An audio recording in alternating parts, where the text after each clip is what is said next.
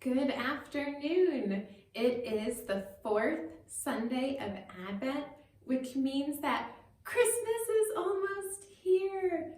Are you as excited as I am? I'm so excited that I wore my silly Christmas sweater today. Well, I hope you are getting excited for Christmas. And I'm not sure if you know this, but we have on Christmas Eve, a 4 p.m. outdoor service, our family fun Christmas Eve service. So I hope to see many of you there. Now this is our last Advent story time together, and there could be future story times. Nothing's planned yet, but we can do this again. So if you enjoyed watching Storytime, then please have your grown-up email or call me and let me know that you would like me to do more of this, and I would be happy to. So our story for today is about a wise man. I know. You don't have to tell me. The wise men do not appear in the Christmas story. I know. They come later. But the great thing about stories is that there's no right or wrong time to tell certain stories. And if we can celebrate Christmas in July sometimes, then surely we can talk about wise men in December, even if we know they don't arrive in time for Jesus' birth, and that they come later in the story. So, thank you for joining me. Thank you for being willing to talk about some wise men before Christmas, and I hope you enjoy this story. So we know that the wise men in the Bible came from around the world to honor and bring gifts to Jesus.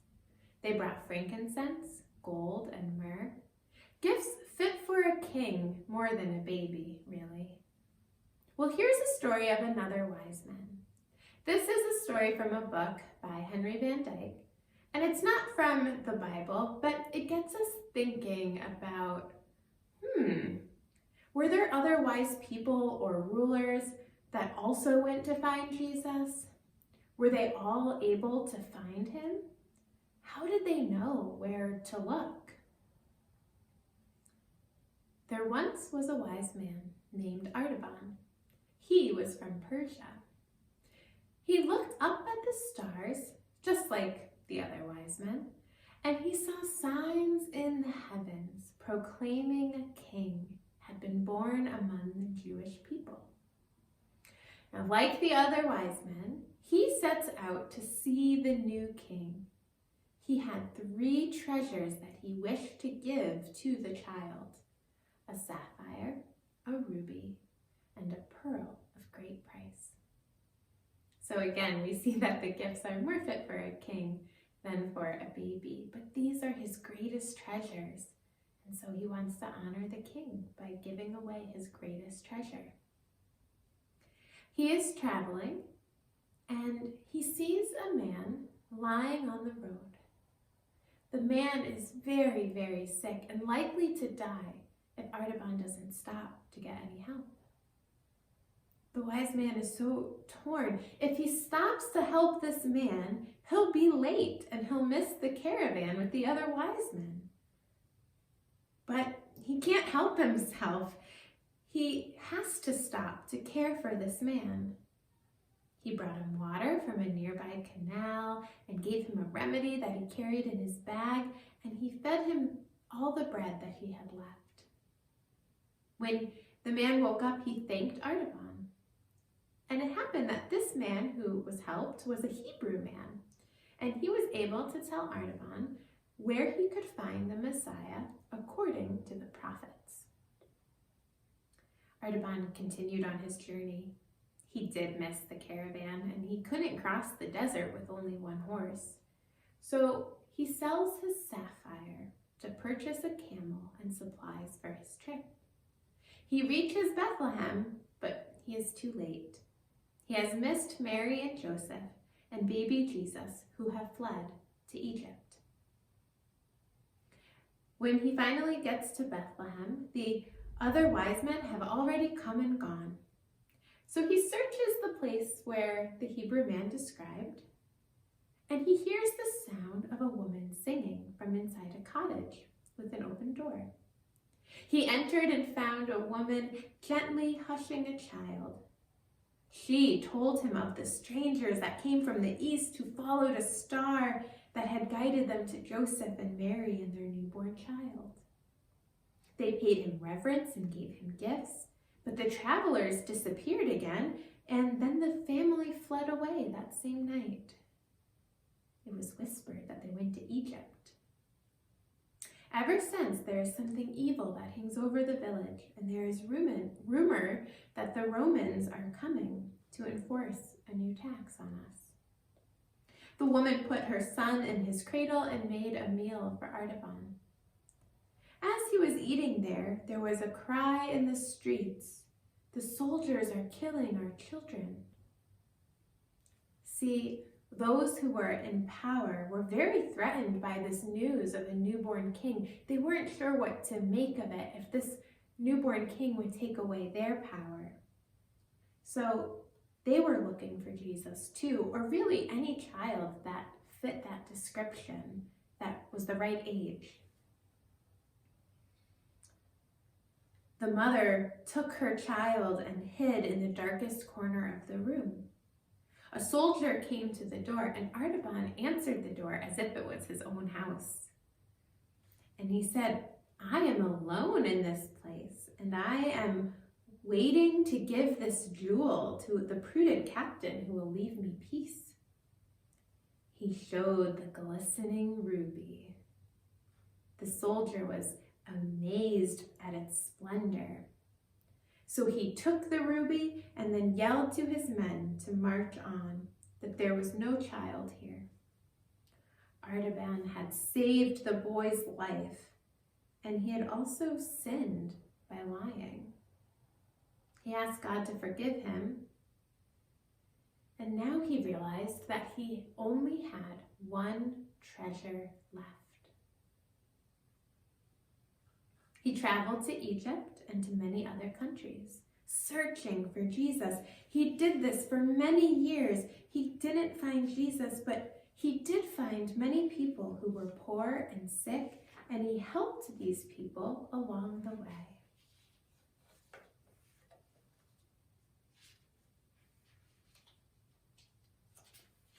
What do you think is going to happen?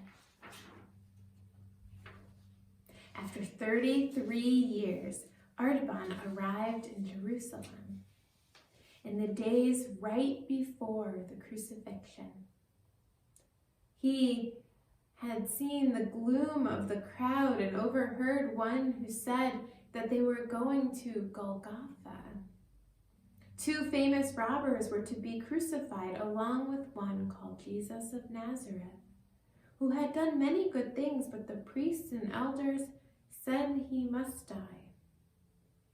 Artaban couldn't believe it. The king had been rejected and cast out. He thought he would go find him at Golgotha, and he would pay his ransom with his pearl of great price, and he could set him free. And he was on his way to doing this. But he walked with the crowd, and he came to a guardhouse, and there was a troop of Macedonian soldiers, and they were coming down the street with a young girl. And he looked at her with compassion. She called out to him, saying, "Have pity on me. My father was a merchant, but he is dead, and I am seized for his debts to be sold as a slave. Save me from a fate worse than death." He trembled. Twice he took gifts meant for worship, and he gave them to serve humanity. This was his very last treasure. But he knew that saving this girl would be an act of love. He gives his last treasure, the pearl of great price, to pay her ransom and set her free. As he gave the pearl to the girl, The sky grew dark and tremors ran through the earth. The walls of the house rocked to and fro. Stones were loosened and crashed to the street.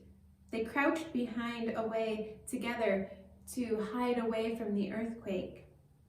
And he thought to himself, what do I have to live for?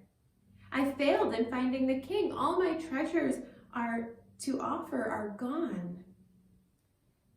And a heavy tile, shaken from a roof, fell and struck the old man in the temple. He lay breathless and pale. The girl knelt over him, fearing that he was dead. A voice came from the twilight with words that have now been lost. He responded, "Not so, Lord. When did I see you hungry and feed you? When were you thirsty and I gave you drink? When were you a stranger and I took you in, or in need and I clothed thee? When were you sick or in prison and I came to thee? 33 years I looked for you and I have never seen your face." The voice came again. "Truly I say to thee, inasmuch as you have done to the least of these, my brother, you have done it unto me." A calm came over him. He was filled with wonder and joy. His journey was over. His treasures were accepted. He had found the king.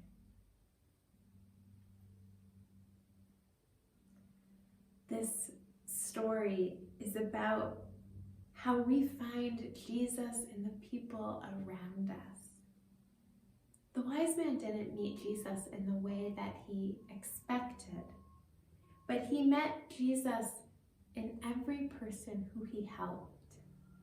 And that's one of the ways that we can meet Jesus too. Now for our song this week, I wanted to sing "Go Tell It on the Mountain." This is the week that we will gather either online or outside to celebrate Christmas.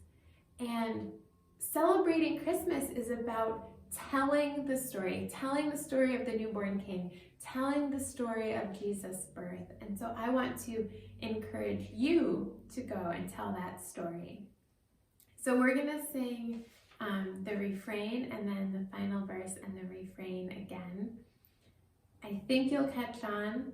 I'm sure this will be a little bit familiar, but I'm just gonna say the words of the verse first. So, down in a lowly manger, our humble Christ was born, and God sent us salvation that blessed Christmas morn. Go tell it on the mountain, over the hills and everywhere. Go tell it on the mountain that Jesus Christ is born. Down in a lowly manger, our humble Christ was born, and God sent us salvation that blessed Christmas morn. Go tell it on the mountain, over the hills and everywhere. Go tell it on the mountain that Jesus Christ is born. I hope you liked that song. If you want to keep singing it, just rewind the video and play it again and again. Well, I hope you enjoyed our story and our song for today. I hope that I see you on Christmas Eve, but if I don't, I hope you have a wonderful, amazing, fantastic, very Merry Christmas.